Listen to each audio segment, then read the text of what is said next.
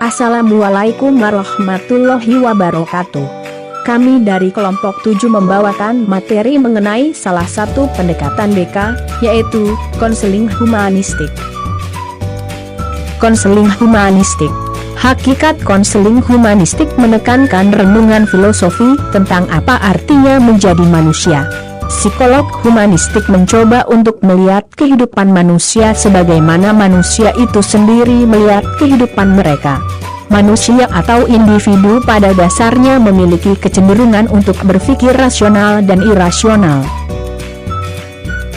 Aliran humanistik merupakan salah satu aliran dalam psikologi yang muncul pada tahun 1950-an. Para ahli psikologi, seperti Abraham Maslow, Carl Rogers dan Clark Mustakas mendirikan sebuah asosiasi profesional yang mengkaji secara khusus tentang berbagai keunikan manusia, seperti tentang self, diri, aktualisasi diri, kesehatan, harapan, cinta, kreativitas, hakikat, individualitas, dan sejenisnya.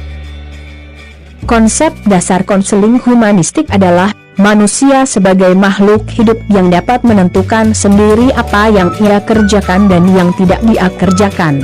Manusia tidak pernah statis dan berani menghancurkan pola-pola lama dan mandiri menuju aktualisasi diri. Setiap orang memiliki potensi kreatif. Pandangan konseling humanistik tentang manusia.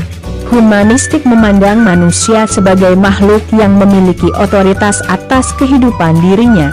Konselor teori humanistik, termasuk Blumenthal, Rogers, dan Maslow.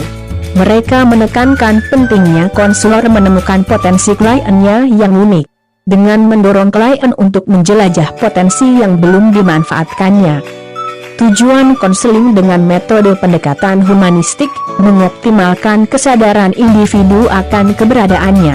Saya memperbaiki sikap, persepsi cara berpikir, keyakinan serta pandangan, menghilangkan hambatan-hambatan dalam proses aktualisasi dirinya. Membantu individu dalam menemukan pilihan-pilihan bebas yang mungkin dapat dijangkau menurut kondisi dirinya. Deskripsi proses konseling humanistik: adanya hubungan yang akrab antara konselor dan konseli. Adanya kebebasan mengemukakan problem dan apa yang diinginkannya. Konselor berusaha sebaik mungkin menerima sikap dan keluhan serta perilaku individu. Unsur menghargai dan menghormati keadaan diri individu. Pengenalan tentang keadaan individu sebelumnya beserta lingkungannya sangat diperlukan oleh konselor.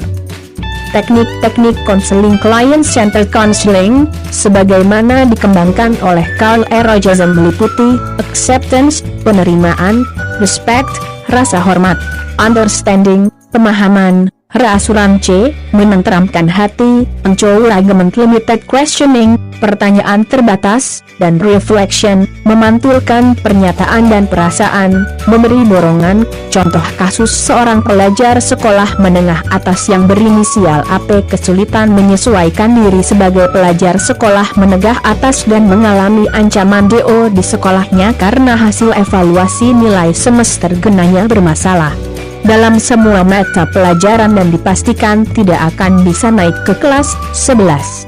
Seorang temannya memberitahukannya untuk mengikuti remedial dan belajar lebih aktif agar bisa mengejar nilai yang kurang, namun dari hasil remedial dia hanya mampu mengejar 4 mata pelajaran dan sisanya masih kurang untuk memenuhi syarat nilai kenaikan kelas. Kenyataan ini membuat AP menjadi stres, frustasi, hingga sering ada niatan bunuh diri karena merasa takut gagal.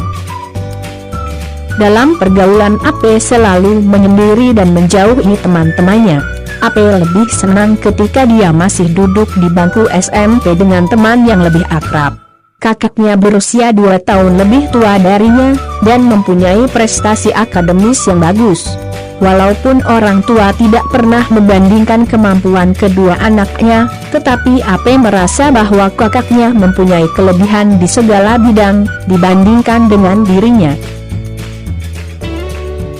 Analisa, menurut aliran humanistik eksistensial kasus A. PDKT bukan hanya sekedar masalah yang bersifat individual, tetapi juga merupakan hasil konflik antara individu dengan masyarakat atau lingkungan sosialnya. Perasaan tidak kuat dalam menghadapi tantangan di kehidupan ini, dan hal ini menghasilkan kecemasan atau anxiety.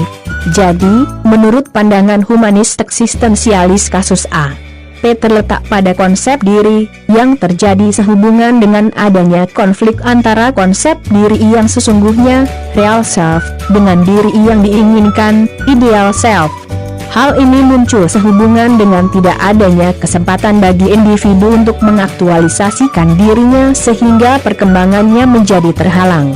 Maka teori ini lebih menyarankan untuk membangun kembali diri yang rusak, damaged self. Tekniknya sering disebut sebagai client-centered therapy yang berpendapat bahwa setiap individu memiliki kemampuan yang positif. Teknik yang digunakan adalah systematic desensitization, yaitu mengurangi kecemasan, menghilangkan ketakutan secara perlahan-lahan mulai dari ketakutan yang sederhana sampai ke hal yang lebih kompleks. Pemberian reinforcement, penguat, juga dapat digunakan.